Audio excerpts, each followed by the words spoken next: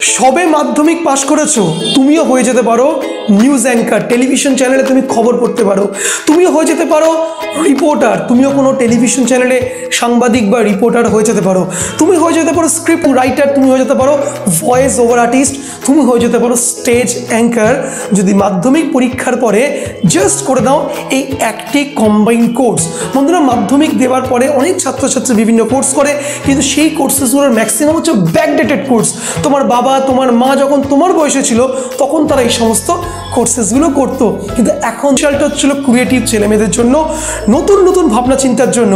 তাই আজকের এই নিউ মিডিয়ার জগতে এখন কিন্তু সেই জগৎ, সেই দুনিয়া নেই যে তোমাকে গ্র্যাজুয়েশন কমপ্লিট করতে হবে, মাস্টার ডিগ্রি কমপ্লিট করতে হবে, তারপরেই তুমি এই কাজগুলো করতে পারবে। নো, অ্যাঙ্কার হওয়ার জন্য, স্টেজ অ্যাঙ্কার হওয়ার জন্য কোনো বয়স লাগে না। তুমি টেলিভিশন চ্যানেলে তো দেখেছো অরিত্র বলে একটি ছেলে, যে তার একদম ছোট্টবেলার থেকে সে বিভিন্ন স্টেজ শোজ করছে, অ্যাঙ্কারিং করছে, অ্যাক্টিংয়ের কাজ করছে বড় বড় সেলিব্রিটিদের সঙ্গে।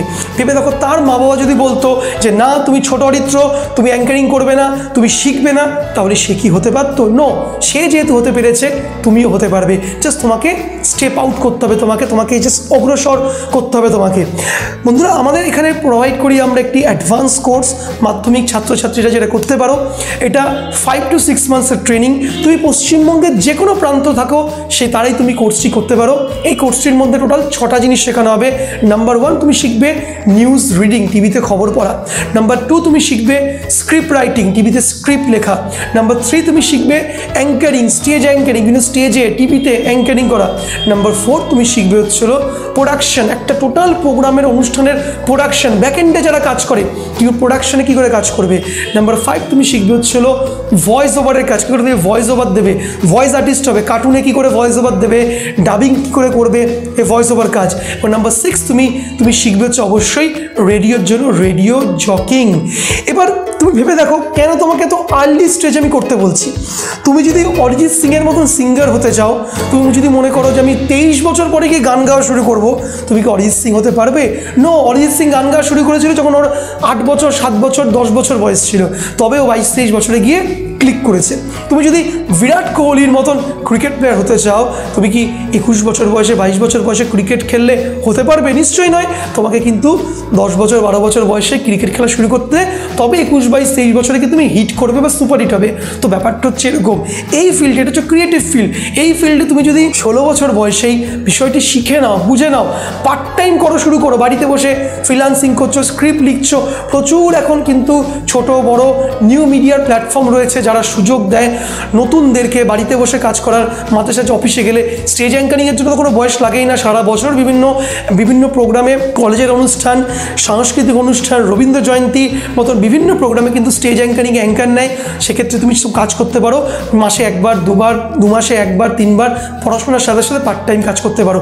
এই দেখো, এই বয়সে তুমি কাজ করছো অর্থের জন্য নয়, কারণ তোমাকে অর্থ রোজগার করে তোমার মা বাবাকে সংসার চালাতে হবে না। তুমি এই বয়সে কাজ করছো নিজেকে গ্রো করার জন্য। তুমি টাকা পাও, যাই পাও, সেটা তোমার উপরি পাওনা, বা তোমার পাওনাটা হচ্ছিল ওই স্টেজে উঠছো, মাইকটা ধরছো, কথা বলছো, এই বিষয়টি, তুমি স্ক্রিপ্ট লিখছো, তুমি ভয়েসের কাজ করছো, এই বিষয়টি। তো ফ্রেন্ডস, 6 মাস 5 মাসের মধ্যে এই কোর্সটি করে নিয়ে তুমি কিন্তু কেরিয়ার করতে পারো। এই কোর্সটি করার জন্য তোমাকে পশ্চিমবঙ্গের যে কোনো গ্রাম, যে কোনো প্রান্তরে তুমি থাকতে পারো। লাস্ট ইয়ারে সুন্দরবনের ছেলেমেয়েরা ক্লাস করেছে, দার্জিলিংয়ের ছেলেমেয়েরা ক্লাস করেছে, কুচবিহারের ছেলেমেয়েরা ক্লাস করেছে, পুরুলিয়ার প্রত্যন্ত গ্রামের ছেলেমেয়েরা ক্লাস করেছে, জঙ্গলমহল থেকে আদিবাসী পরিবারের ছেলেরা মেয়েরা ক্লাস করেছে আমাদের কাছে, এবং তারা বিভিন্ন জায়গায় কাজ করছে পড়াশোনার সাথে সাথে পার্ট টাইম হিসেবে।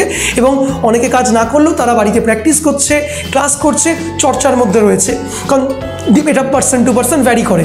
তাই তোমার জন্য কিন্তু একটা অসাধারণ কোর্সের অপরচুনিটি মাধ্যমিকের পরে করতে পারো। এই কোর্সেসগুলোর খরচা খুব সামান্য, 3-4 হাজার টাকার মধ্যে হয়ে যায়। তুমি বাড়িতে বসে অনলাইনে করতে পারো, তুমি চাইলে কলকাতায় এসে অফলাইনও করতে পারো। এবং তোমাকে ক্লাসেস করাবে কলকাতার নাম করা সিনিয়র অ্যাঙ্কার্সরা, সিনিয়র নিউজ রিডাররা, খুব সিনিয়র হচ্ছিল স্ক্রিপ্ট রাইটাররা। তোমাকে কোর্সেসগুলো তোমাকে তালিম দেবে, তোমার শেখাবে।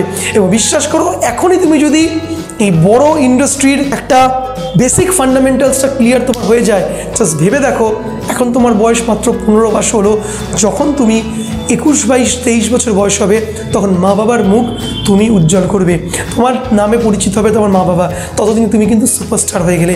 এই সময়টা তোমাকে দিতে হবে। তাই বেশি বয়সকালে না এসে যখন বয়স তোমার কম আছে, যেটা তোমার কাছে সবচাইতে ইম্পর্টেন্ট, তোমার সময়, তোমার বয়স, যেটা আমার কাছেও নেই, কলকাতার বড় বড় সাংবাদিকদের কাছে তাদের বয়স 30, কারোর বয়স 40, কারোর বয়স 50, তার হাতে সময় নেই। তোমার হাতে রয়েছে পৃথিবীর সবচাইতে মূল্যবান জিনিস, টাইম, সময়, এবং এই সময়টি তোমাকে জাস্ট ব্যবহার করতে হবে। 15 বছর 16 বছর বয়সে শুরু করে দাও পিকচার আভি বাকিয়ে। যদি কেউ ইন্টারেস্টেড থেকে থাকো এই সমস্ত ফিল্ডে কাজ করার জন্য, ডিসক্রিপশনে যাও, নাম্বার দেওয়া রয়েছে, আমাকে হোয়াটসঅ্যাপ করো, আমি সম্পূর্ণ ডিটেলসটা পাঠিয়ে দিচ্ছি। জাস্ট লিখে দেবে মাধ্যমিক দিয়েছি, নিউজ রিডিং অ্যাঙ্কারিং শিখতে চাই, ডিটেলসটা পাঠান। ওকে, আমাকে দাদা বলতে পারো, আমি তোমার দাদার মতনই, স্যার বলতে পারো, যার যেটা সুবিধা পাঠাও, আমি ডিটেলসটা পাঠিয়ে দেবো। বাবা মার সাথে কথা বলে ডিসিশন নিয়ে জানাও। ঘরে বসে অনলাইনও করতে পারো, এসে তুমি অফলাইনও করতে পারো, যেটা তোমার সুবিধা। এই ছিল আজকের ভিডিও, দেখা হবে পরে ইন্টারেস্টিং টপিকে। ততক্ষণ good bye and see you once again.